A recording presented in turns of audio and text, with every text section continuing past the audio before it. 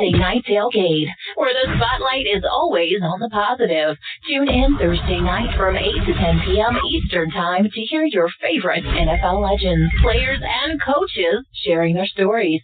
Now back to Chris and Bob. I wouldn't joke about anything else that happens here tonight. And now back in making his sixth appearance with us here on Thursday Night Tailgate is former Pro Bowl quarterback Gus Frerotte. Let me remind you a little bit about Gus's background. He's from Kittanning, Pennsylvania, which is about 44 miles northeast of my hometown of Pittsburgh. In high school, he lettered in football, baseball, and basketball. Played his college ball out at Tulsa, where he remained sixth all-time in passing yards and ninth in touchdowns. His nearly 3,000 yards passing his senior season were the most by a Tulsa quarterback in nearly 3 decades. He was a seventh-round draft pick in 1994 by the Washington Redskins. Played in the NFL from 94 to 2008 for the Redskins, Lions, Broncos, Bengals, Vikings, Dolphins, and Rams. And over the course of his NFL career, he threw for just over 21,000 yards and 114 touchdowns. He was named to the Pro Bowl in 1996 when he threw for nearly 3,500 yards under Norv Turner and led the Redskins to the first winning season in the post-Joe Gibbs era.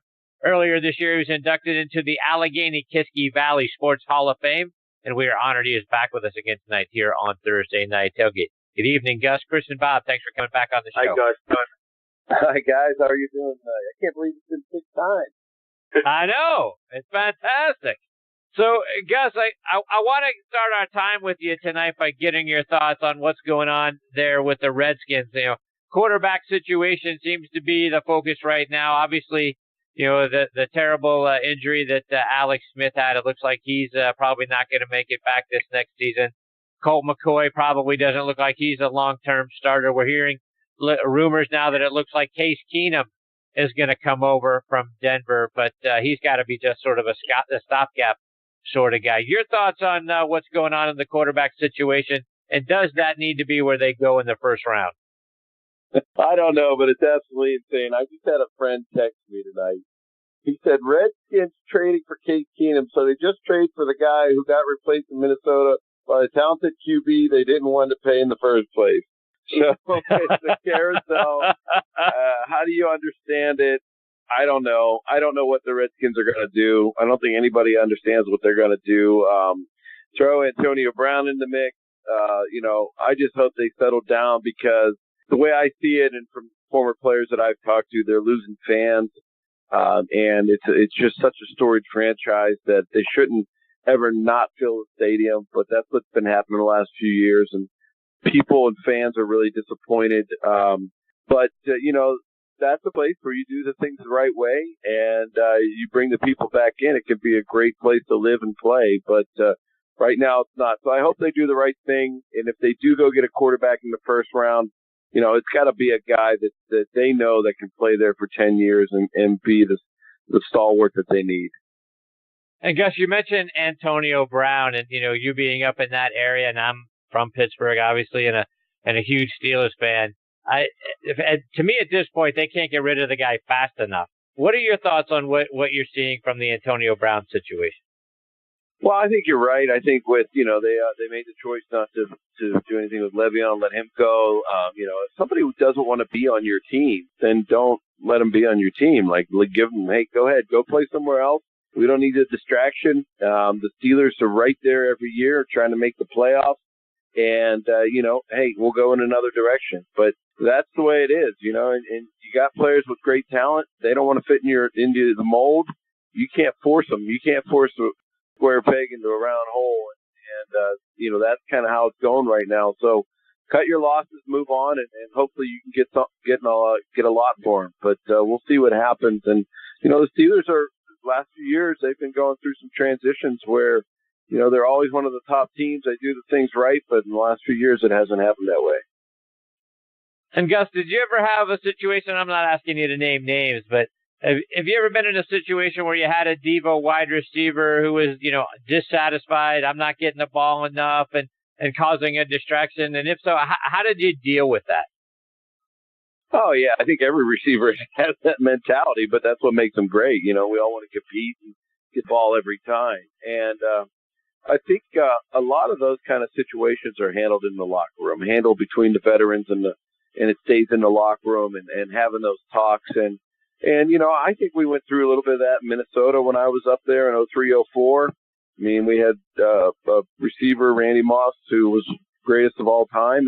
And just, Randy was Randy. You had to know how to deal with him. And you had to make him realize, look, this game isn't about one person. This game is about all 11 of us doing the right things and working together as one. It's the only way we're going to win. And, if you want to go be the guy that thinks he can do it all, yes, Randy was an amazing player. But I think he realized that in the end. And he's an outstanding person. I love hanging out with Randy Moss. And he had some bad times. And it's up to the veterans in the locker room to teach everybody what has to happen. And, I've read a lot of quotes with all the stuff what's going on with the Steelers. The veterans need to take control. They need to control the locker room and just bring that team together. Bob, questions for Gus? It's great to speak with you as usual, Gus. And Chris had mentioned earlier during the introduction how you played multiple sports. And I often ask our guests the same question, Gus, about how that's an advantage for somebody like yourself when you get to the pro level. So many kids these days, they think they need to just specialize in one. Their parents, they probably stress one sport and et cetera. Is it a lot different now than it was back then? I guarantee it probably made you a better NFL quarterback for being so athletic. Oh, yeah, I think it does. It really does. You got to play multiple positions, and it increases. For me as a quarterback playing baseball and football, it increased my arm strength.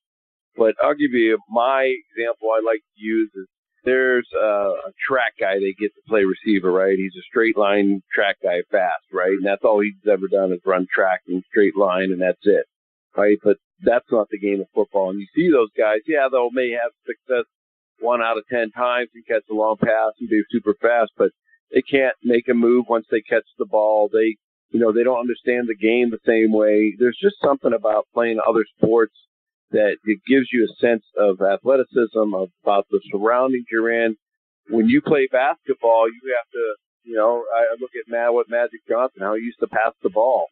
And then you look at what Patrick Mahomes is doing, right? That kid's played every sport. And, he just has an innate feel of where everybody is in that space. And so I think the more sports you can play when you're younger, the better.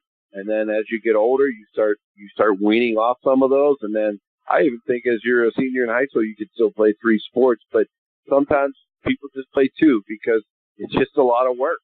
It's a lot of work. It's a lot of effort to be great. And, I'm not saying that anybody should just play one sport their whole life. I don't think that's the way to go. And I think you lose so much from enjoying and playing other sports, whether it's teamwork, whether it's a new coach, or whether it's a new game that you have to learn and understand how to play it. So there's so many things that can expand your mind, and playing other sports is definitely one of them. Gus, we've talked in the past about the player pedigree in Pennsylvania. I told you I used to watch a lot of the New Haven games up here where all those Division II schools from Pennsylvania would come up, and they were so good and so competitive and et cetera. And it reminds me of a lot of the quarterbacks that came out of PA. And the name Joe Namath comes to mind. Is he a guy that you ever got a chance to meet, and/or was he a guy, obviously, that was somebody you looked up to when you were a younger guy? Well, obviously, Joe being from this area, I mean, I think all quarterbacks looked up to him. Right. He's a great player, and I never really got to meet Joe. I would still love to meet him. Even though Joe was from this area, my idol was always Terry Bradshaw. He was a Steeler. That's why I wore number 12. But, Joe Namath was just a guy that everybody wanted to be like. He's a Beaver, Pennsylvania guy, comes from a steel town like most of us did in this area. And, just to be able to go out and say, we're going to beat those guys and then go do it. I mean, think about who says that anymore and who can go and do those kind of things. And when you watch the guy play, he gave it everything he had. And, he had bad knees and all the other problems, and he would just go out and win. And you got to respect him for all that. And hopefully someday I get to meet him and really sit down and have a great chat with him. Gus, it's interesting that you mentioned Terry Bradshaw, because one of the things, when you go back and look at Bradshaw's career, boy, it took him several years to become ultimately the great quarterback that he was in the middle and late 70s. Nowadays, it seems like you only get a season, maybe two. And if you're not where a team needs you to be, head coaches don't have time to develop them because they're worried about their own jobs. And it just seems like there isn't the organizational loyalty and patience that there was in the 70s to let guys develop and become great. Am I off on that? Is that the same thing that you're seeing now? Is that a situation where, Terry would have never become the great quarterback if he played in the NFL today? Well, I don't know. I think if you're drafted high, you're going to get a lot more leeway. Or if you're brought in as a high-profile free agent, you're going to get a lot more leeway and given ample chances. But for most guys to be able to sit there, have an opportunity to go play, and just sit in a practice team and show what you can do, not in real game situations, but the team understands that you have amazing talent and a big arm, but then there's issues. You're probably right where that wouldn't happen today. Who knows what social media would have looked like when Terry Bradshaw was 22 years old? what it would have looked like. So, but maybe he would have got a shot a lot sooner. But I think if you're a top round pick, you're going to get a lot more chances. If you're a lower round guy, and if you're some type of free agent coming in, you get one shot. If you don't make it, then they're moving on. It's a fast-paced moving world in the NFL, and you got to go out and prove yourself every time, or you're not going to be in the league very long. And to that point, Gus, when you look at the Alliance for American Football, right now we got another league that guys can get more game film on. So those lower round draft picks, or those guys who just didn't quite make it, their first year or two in the NFL, now have an opportunity to go there. Is this a league that you think that the NFL needs to have so that we can continue to develop these young guys and give them an opportunity to play and show what they can do, as opposed to being stuck down at the bottom of a roster? Yeah, I don't even know if it's stuck at the bottom of the roster. It's not even being in the NFL at all. That you get cut, and there's only 1,600 guys playing. There's a lot more people that want to play football than that. Even though the NFL probably has somewhere around 600 people get injured every year and go on IR, and teams need to get new players in. I think the AAF is a great league to showcase some talent and see what guys can do, because the rules are changing with the collective bargaining agreement. That you can't practice as long. You can't go out in the field and throw footballs like I did in those hours to learn how to throw different routes than you threw in college. And so those leagues, I think, are really good for that situation. But I think there are other things that are needed. I'm part of a group right now that we're looking at creating a whole academy for guys that they can continue to train the way they should train, like they're on an NFL team. Because what do NFL teams do if they lose a player, right? They bring 10 in. They look at the best from the worst. These guys have been at home at a local gym, lifting, maybe running at their old high school, and trying to stay in shape for the NFL, but they haven't worked on the knowledge that it takes to play the game. They haven't been in a classroom, and they haven't competed against other people that are like them. And that's, I'm with a group that we're trying to build that right now, so that players that don't get that chance have an opportunity to stay and train just like the pros do, and then the scouts can come to us and get really qualified athletes and players to go play in the NFL. Gus, switching over to the Vikings, when you look at the Vikings season last year, Kirk Cousins, by the numbers, had a strong season, 10th in passing yards, 10th in passer rating, completed 70% of his passes. Adam Thielen, strong year, wide receiver. Defense finished 4th in yards allowed and 9th in average points allowed, yet they finished 8-7-1. What do you think the Vikings are going to need to do over the offseason to take that to the next level and get back in the playoffs? Yeah, well, that's a good call, because even though their numbers are good, they're in a tough division, and when you're up at the top, people are always gunning for you, and that's what makes you realize why the Patriots are so good every year. That people know that, and they still continue to do things they need to do. So I think with bringing Gary Kubiak in as an offensive assistant, still having Kevin Stefanski as the offensive coordinator, they're going to bring some firepower to that offense.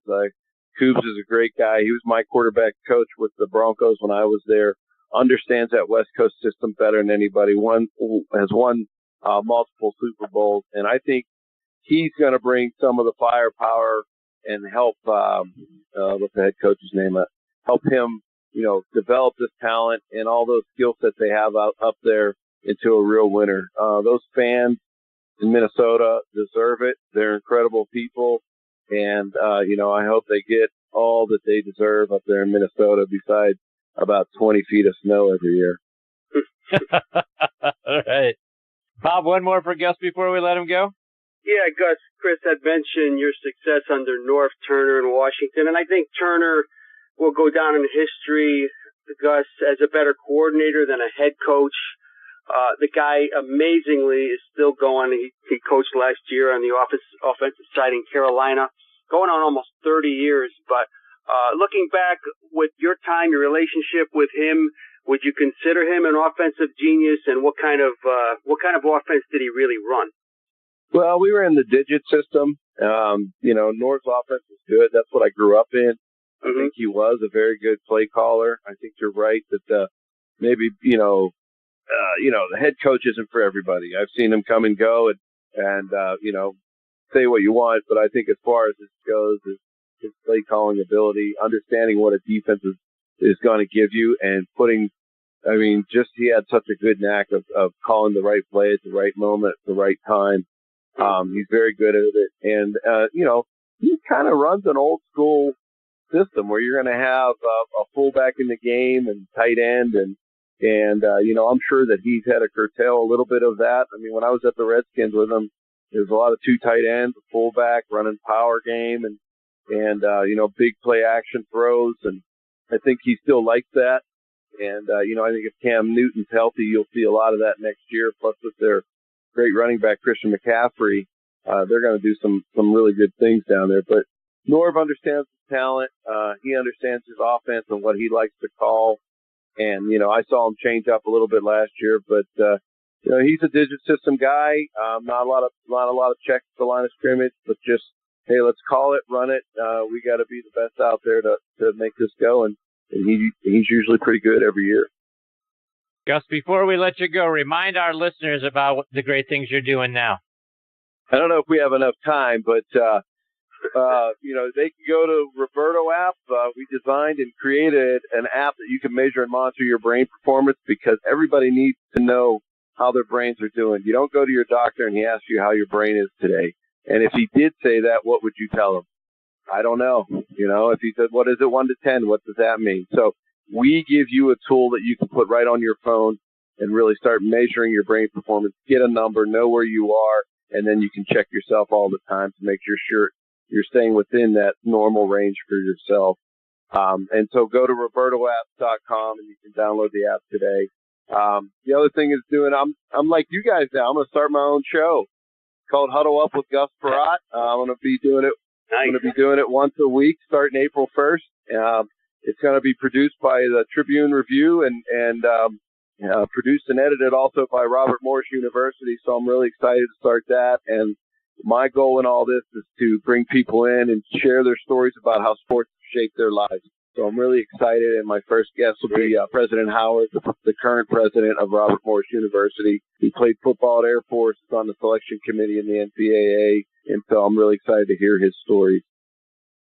So how can our listeners tune into your show? Yeah, so it'll be produced at Trib Live. They're taking they used to have Trib Live Radio. Now I think they're going to call it something like Trib Live Podcast. And so ours will be videoed, but it'll also be kind of a podcast. So it'll be somewhere in the middle. It'll be on YouTube. But you can go to @HuddleUpWithGus and see us on Twitter, Facebook, and Instagram. And we'll be starting from here on out, putting our guests on there, putting our shows, and putting all of our promos. So I'm pretty excited, and I really wanted to give back to the community and give them the stories about how we all transition in life, whether it's sports or business or whatever you want to call it. We have to have transition. I've transitioned so many times that you may leave one job, but there's another job out there for you, and you just got to grind away and go get it. Gus, it sounds fantastic. We can't thank you enough for your time coming back and joining us tonight. And we certainly look forward to hearing more and more about the great things that you're doing there with your show. So we hope you come back soon and share more of your stories and your insights. And we can't thank you enough for being a part of the Tonight Show as well. Good luck with that. Well, thank you, and I appreciate you guys having me on 6 times. I can't believe it. I think that's the most I've ever been on one show. Well, so be 7. Well, yeah, we're looking forward to number 7 already, and hopefully that's not too far off. I'm looking for the Pirates to have a great season, so. You think? Open. Fingers crossed. We'll talk. I don't know. Well, I don't know. I hope so. I'm looking forward to it. Just take care. All the best to you and your family. We look forward to catching up with you again real soon. Thanks, Bob and Chris. Thanks for having me on. Take care, Gus. See you, Gus. That is former Pro Bowl quarterback Gus Frerotte. Love the fact that he's doing his own show. Huddle Up with Gus. That's going to be awesome. I can't wait to check that out, Bob. Sounds like it's got a great theme, too, Chris, about guys in life, transitioning from sports into life, what lessons they have to learn and all that. And Gus, a very cerebral guy with a lot of experience. That'll be very interesting. We'll keep our eye on that. Yeah, absolutely. And then, obviously the next time we have him back on the show, number 7, which hopefully, like I say, isn't too far off. Really, maybe that's where we can start, is talking about his transition from being a player to the things that he's doing now, and what was that like for him? Yeah, so we kind of marry both shows together, maybe. Anyway, looking forward to having Gus back on the show. He's fantastic. All right, when Bob and I come back, we'll be turning on our Thursday night tailgate spotlight on the positive. Hear which players are out there doing great things in their communities. Then we'll wrap up the show, and we're going to do that on the other side of these words about our friends at the Salt Creek Golf Retreat and DP Quality Food.